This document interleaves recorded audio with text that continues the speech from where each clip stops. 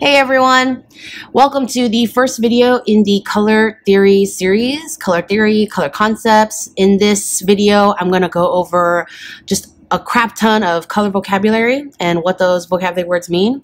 And in future videos, I'm going to help you guys figure out color schemes for your design projects and how to mix colors more efficiently using fewer tubes of paint, because paint can get really expensive. Just a little bit of channel business before we get started.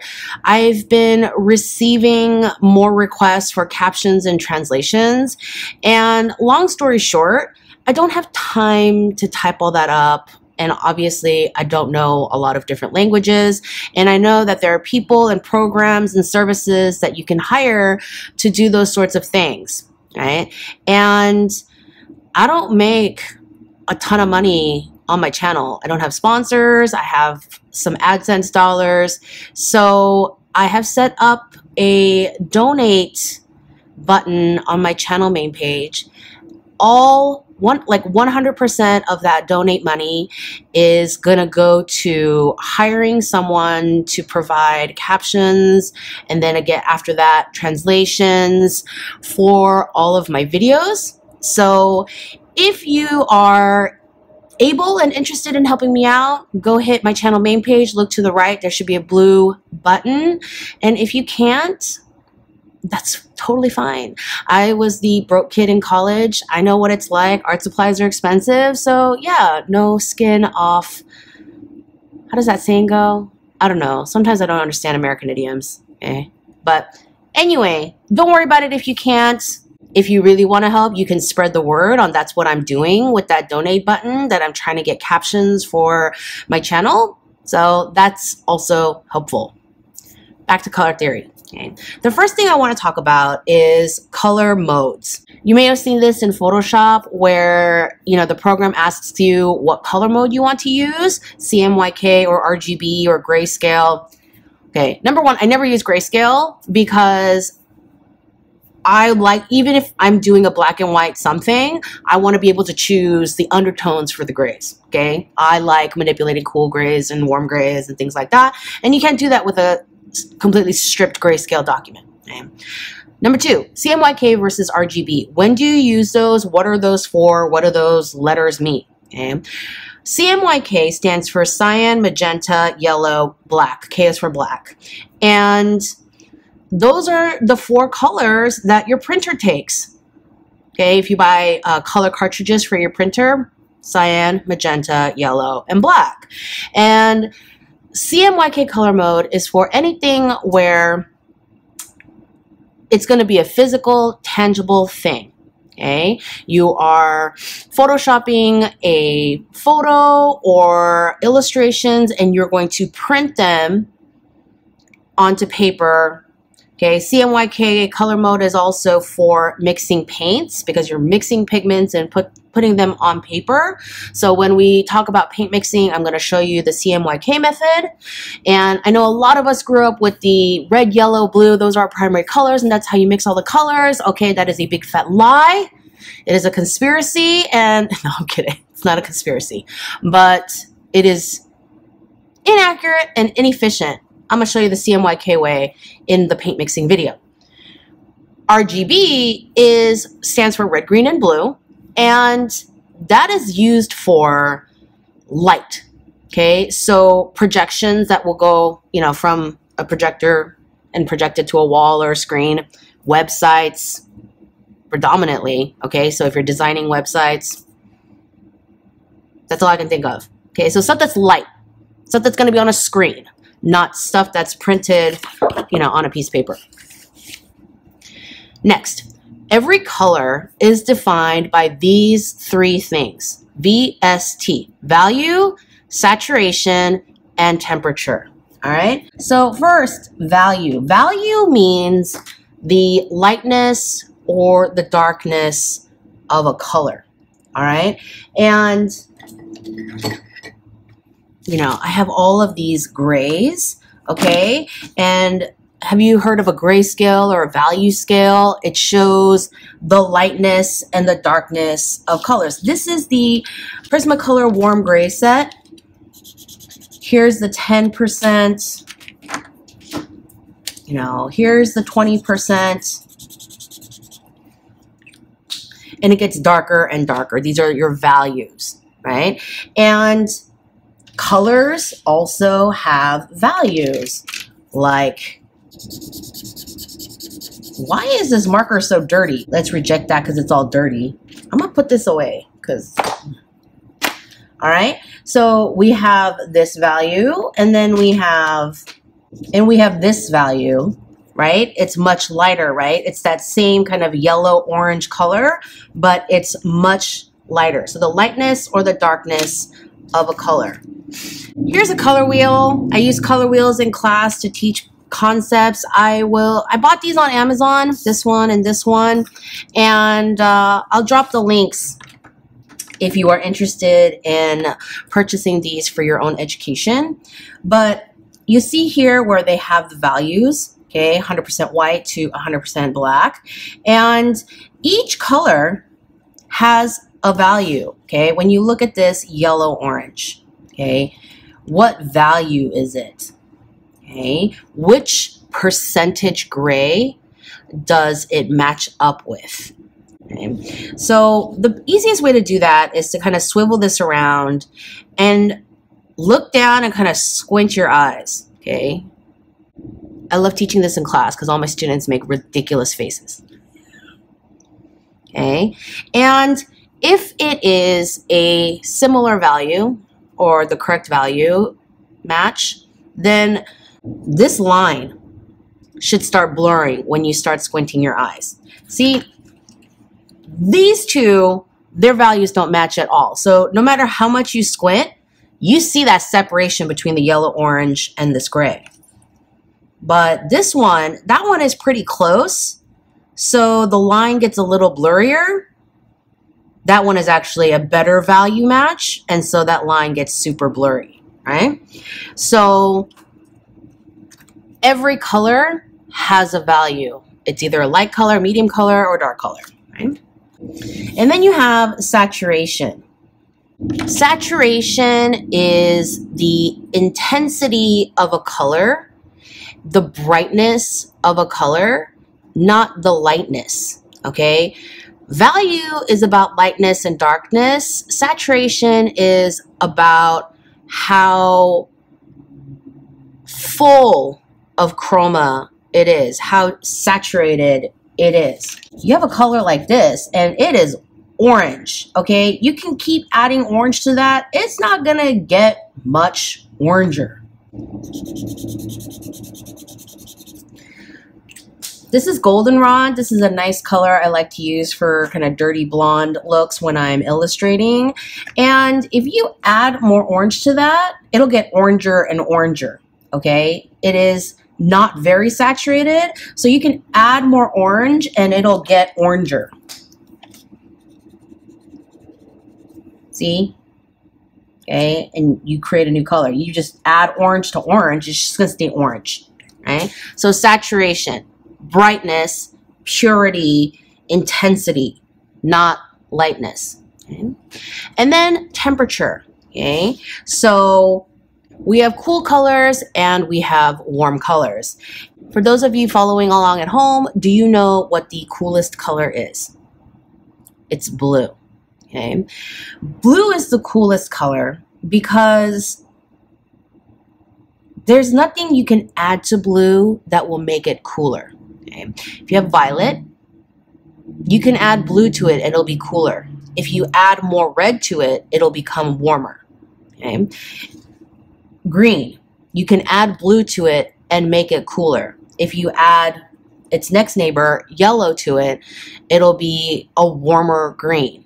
See, that's a blue is the coolest color, and the warmest color is orange, okay? And again, you can have a cool red, you know, cool reds, warm reds, you know, anyone who likes wearing lipstick knows what those mean, okay?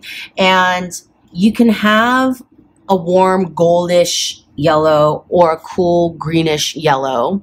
But orange, if you start adding things to it, you kind of get duller oranges, desaturated oranges, but you don't really get a cool orange or a warm blue, you know? So those are your two extremes. And so any color in the world can be figured out, defined, however, identified by these three things, okay? Take this red, for example, okay? It is a medium dark value. It is quite saturated, a little bit desaturated, okay? It's still pretty intense. It's not very dull at all. And it's warm temperature, okay? It's red, it's pretty warm. So let's talk about color schemes. First, let's talk about triadic color schemes. These are 3 colors, and each color is separated the equal amounts in between each color. So red, yellow, and blue. 3 colors in between red and blue, 3 colors in between red and yellow, and 3 colors in between yellow and blue. Equidistant from each other. Okay, red, yellow, blue, those are your primary colors. Orange, green, and violet are your secondary colors. And then you have 2 tertiary triads.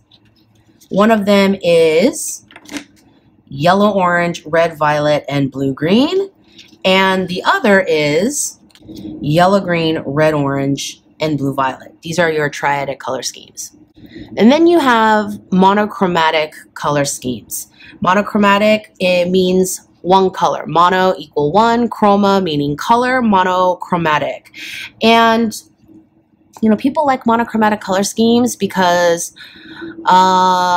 they're easy. Like if everything is based off of one color, then it's easy to match and coordinate. You don't have to think about matching and what goes with what or whatever, right? And it looks very cohesive. Okay? Now, when I say monochromatic, I'm not saying that everything is this blue-green. You can also include tints, shades, and tones of the blue-green. Okay? So you can have varieties of the blue-green and still be monochromatic. Okay? What you can't do is start changing temperature. Okay? Changing temperature means moving around the wheel. You can't get warmer. Okay, that's no longer monochromatic, and you can't get any cooler because, again, that's no longer monochromatic. It's something else. We'll get to that in a second. But you could stick to the same blue-green tints and shades and tones in here. Okay, so speaking of tints and shades and tones, let me tell you what those are. Okay, so there are 4 ways to desaturate a color, creating softer tones, more muted tones, duller effects, creating neutrals, right? So 4 ways to desaturate a color. So number 1, we have tints. And you can create tints by adding white. We have some orange, and you can add some white, and you can make a lighter orange, okay? It's still got that pure orange look, but it's lighter. And now I want a creamsicle. Now, the second way is to create a shade. And you create a shade by adding black. And there are so many varieties of tints and shades depending on how much white and how much black you add. Here's a shade of orange, but it's mostly orange, so it's just a little bit darker. This has a lot of black, so it's a very, very dark orange. And then you have tones. Tones are created by adding grays. And again, there's so many different tones you can create by choosing different grays, 70% gray, 30% gray, light grays versus dark grays. And also by how much orange you have in there compared to how much gray you have in there. Now, when you create tones, what you want to do is to mix the correct gray with your color. Okay, you want to pick the gray that has the same undertone as your original color so that you can get a nice tone. With warm colors like orange, yellow orange, red, I like to use warm grays. Okay, here's a 50% warm gray. And, you know, I can add a lot and make it a lot more gray. I mean, here's what the gray looks like by itself, and mixing with this orange, you know, it starts looking a little bit brownish. Okay. Or you could do a really light gray, warm gray. Here's a 10%, and you're almost creating a tint, but it's, you see that and that, how this one, you really see a light orange, and this is a dulled down light orange, okay? It's not as bright orange as the tint. If you have something like this and you start adding a cool gray, okay, the undertones are not the same. So it's like adding gray plus a little bit of blue to it. And so you're getting a completely different color, and you're making it a little bit muddier instead of creating true neutrals. You know, it's starting to look a little bit greenish. You see how it looks greener there because you're adding a little bit of that blue. So instead of it being darker orange, toned down orange, you know, a little bit brownier with those warm undertones, it's starting to look greenish. And so, I mean, you have to decide if that's what you want.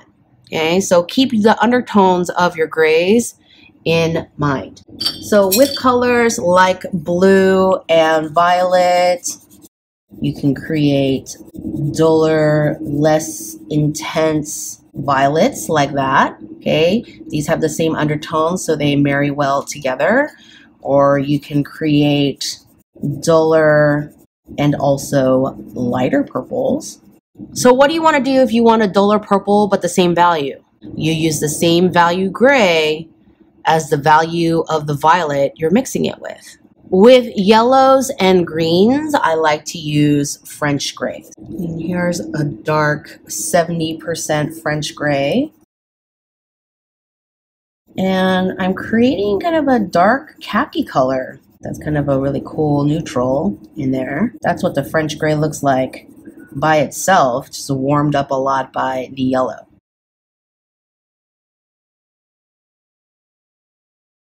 Here's one where the value is a little bit closer, not quite as light as the yellow, but the value is closer. We've done triadic, we've done monochromatic. The next I want to go over is analogous.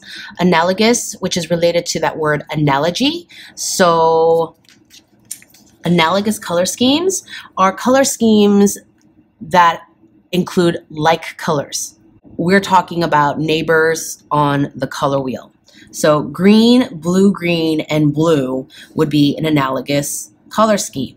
So it's similar to monochromatic in that it creates a cohesiveness because of all these similar colors, but there's more visual interest, a little bit more variety. You know, the question I get in class a lot is, you know, the color wheel, they're all neighbors. They're all next to each other. So how many colors is too many to be an analogous color scheme? And there's no hard and fast rule. You know, no one says only 4.2 colors. It's kind of a judgment call depending on the scenario.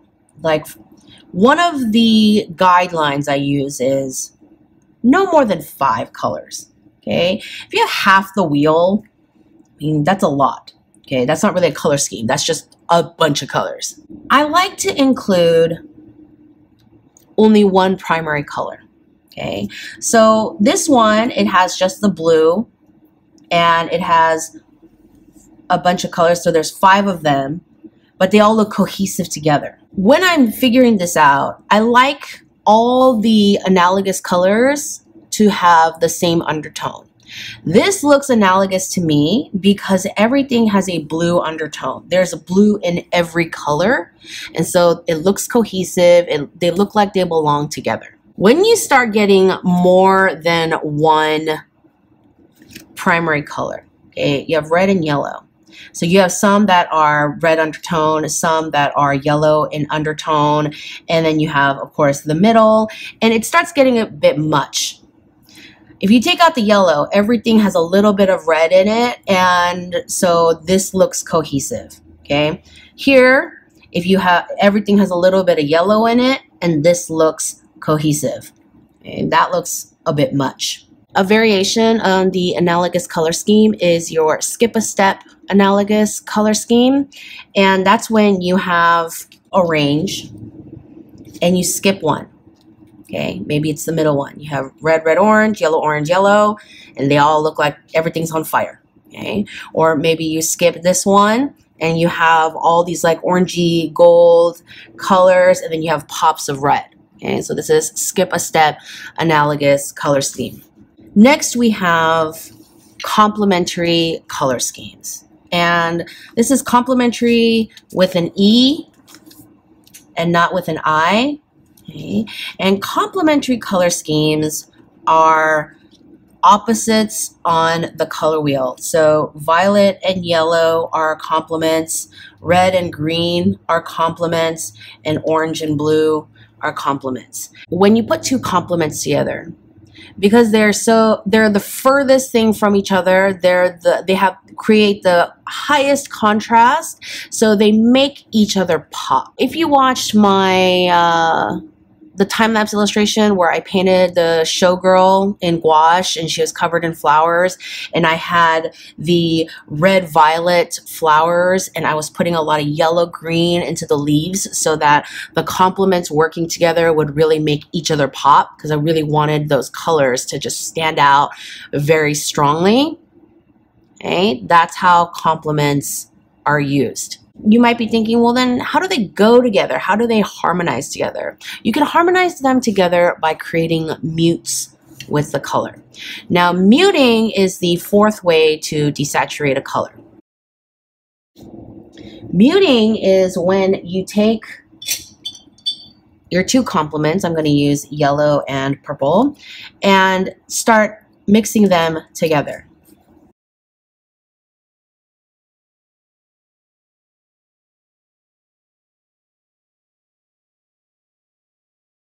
All right, so this is not the best blending job I've ever done in my life. Oh my God, I'm trying to like move along with this tutorial here. But you can see by mixing different ratios of the complements, you know, here's 100% purple, here's 100% yellow. And, you know, with a little bit of purple, you're starting to get, you know, duller yellows. You're starting to get into more mustard territory. And here you're getting duller violets, more brownish purples, right? And you're creating all these neutrals in there, okay? And so you can have this bright yellow, you can have this bright purple, and then by incorporating some of these tones in here, I'm sorry, these mutes, incorporating some of these mutes in here, you can start creating a more harmonious color story. The fourth, fifth, 17th, whatever, color scheme I want to talk to you guys about is split comp, split complementary. Split comp is when you have a color, okay, pick green, and instead of the complement, your red, you are using the red orange and the red violet. Okay, so green, red, orange, red, violet, that is your split complementary color scheme. Blue, green, the complement is red, orange. The split comp is blue, green, red, and orange. And you can do this kind of technique to create what are called near mutes. So here is, this is mulberry, which is my red, violet. Here is my violet blue, which is my blue violet. So again, you can create near mutes by mixing.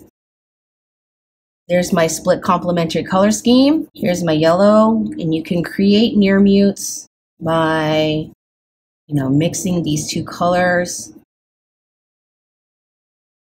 And because the red violet has that more red in it, you're starting to get orangier tones than what you see here.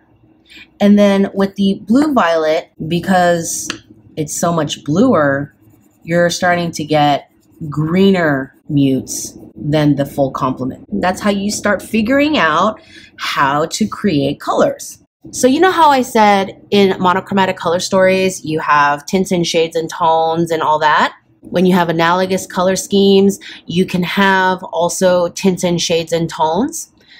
You can't have mutes because now you're introducing a totally different color. So let's say this is your analogous color story.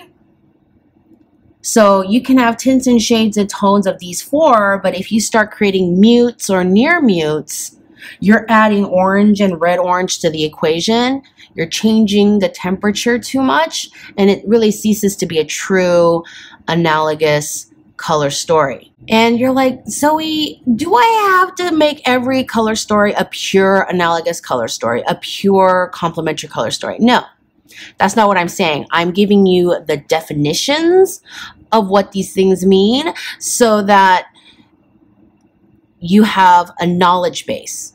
So later on, when you are creating analogous color schemes, if you decide to make a temperature change, it's a deliberate decision and not an accident. With complementary color stories, you can tint and shade and tone and mute to your heart's desire, okay? And with complements, you can tint and shade and tone and near mute and include all the ways of desaturating into your color story. You could have all these colors, or you could have, you know, make this color duller with a lot of French gray. And so you have a tone of this color. And maybe you want to include a really light muted purple in there. Okay. And then you want, I'm using all these grays. I'm using the cool grays for things that are more purple, and I'm using French grays for things that are more yellow. Okay. And so maybe I want not this bright yellow, but just a slightly more toned down yellow, because I don't want super sunshiny business all up in my collection. Okay. And maybe I don't want this vibrant purple.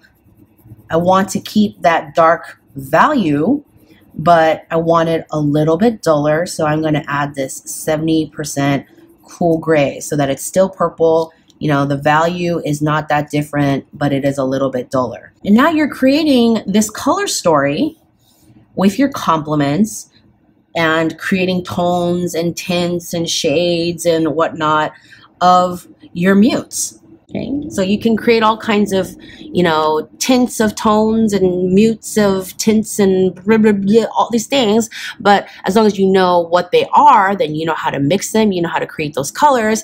And when you know how to create those colors, then you understand undertones. And so when you're like, well, I want to add another color in there, then you know if you pick a color with the right undertone, it will kind of insert itself into this color story easily. Okay, when things share the same undertone, everything works. Okay, you can want things to clash crazily. That's up to you. I'm just saying this is also a way you can do it. Okay, the more you know, the more deliberate decisions you can make. That's pretty much what it is. You know, designers make deliberate decisions on how they want their things to look. I'm not discounting happy accidents. Happy accidents are awesome. I think that was enough for today, right? That was a lot, okay? I have no idea how long I've been filming, but I feel like that's plenty of information for one day. If you found this video helpful, give me a thumbs up. If you are burning to have closed captioning available for all my videos on my channel and you've got $1 or $2 in your pocket, please consider donating on my channel main page. And yeah, share with anyone. You know, these are basic color theory concepts that will help anyone in any art or design field. So, you know, it really helps me out when you share my videos. And subscribe if you want alerts for when the next in the color theory series comes out. Hashtag always be practicing. and I will see you in the next video.